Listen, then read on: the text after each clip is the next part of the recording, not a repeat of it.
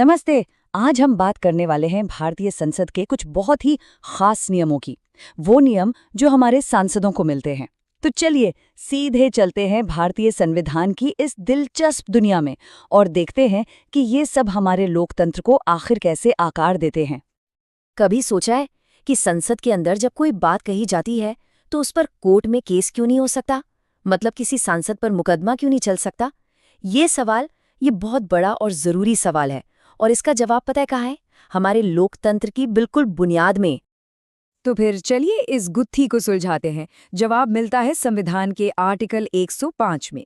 इसे आप एक तरह का सुरक्षा कवच समझ सकते हैं, एक शील्ड जो सांसदों को मिलती है और ये एक मजबूत लोकतंत्र चलाने के लिए ना बहुत ही जरूरी है।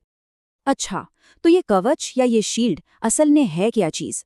देखिए, इसे कहते हैं पार्लियामेंट्री प्रिविलेज या संसदीय विशेषाधिकार। इसका सीधा सा मतलब ये है कि सांसदों को कुछ स्पेशल राइट्स और इम्यूनिटीज दी जाती हैं। और ये क्यों जरूरी हैं? ताकि वो जनता के प्रतिनिधि के तौर पर बिना किसी दबाव या डर के अपना काम कर सकें। अब इस प्रिविलेज के दो सबसे इम्पॉर्टेंट पहलू हैं।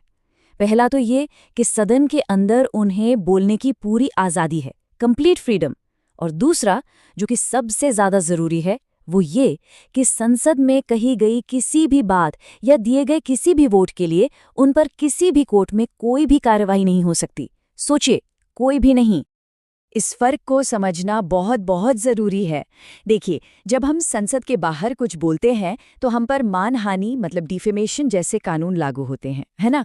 लेकिन संसद के अंदर एक सांसद के भाषण को कानूनी कार्रवाई से पूरी तरह से छूट मिली हुई है।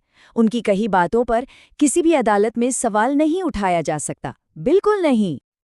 तो ठीक है, ये जो सुरक्षा कवच है, ये सांसदों को बिना डरे काम करने की आज़ादी तो देता है। पर एक सवाल और है, अपना पूरा टाइम देश की सेवा में लगाने के लिए और क्या ज़रूरी है?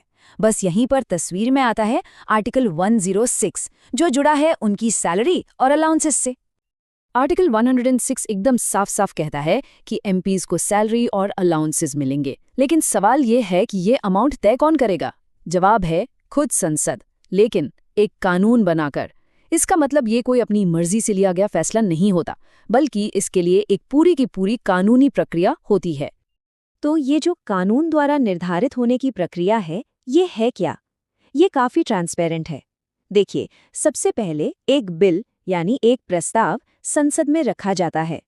फिर उस पर ठीक से बहस और चर्चा होती है और आखिर में उस बिल को कानून बनाने के लिए उस पर वोटिंग होती है और उसका पास होना जरूरी है। तो अब अगर हम इन दोनों आर्टिकल्स को एक साथ रखकर देखें तो पता चलता है कि ये दोनों यानी प्रिविलेज और सैलरी मिलकर एक बैलेंस बनाने और अकाउंटेबिलिटी तय करने के लिए डिजाइन किए गए हैं।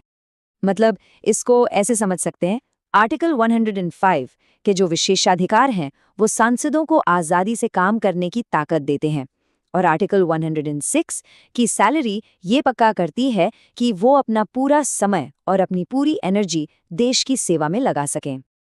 और ये सब हमें एक बहुत बड़े और सोचने वाले सवाल पर लाकर खड़ा कर देता है। क्या ये जो विशेषाधिकार हैं, ये हमारे लोकतंत्र को मजबूत करते हैं क्योंकि ये हमारे नुमाइंदों को बिना डरे बोलने की आज़ादी देते हैं? या फिर ये जवाबदेही को कमज़ोर करते हैं क्योंकि ये सांसदों को आम कानूनों के दायरे से कुछ हद तक बाहर भी तो रखते हैं? इस पर सोचिएगा ज़रूर।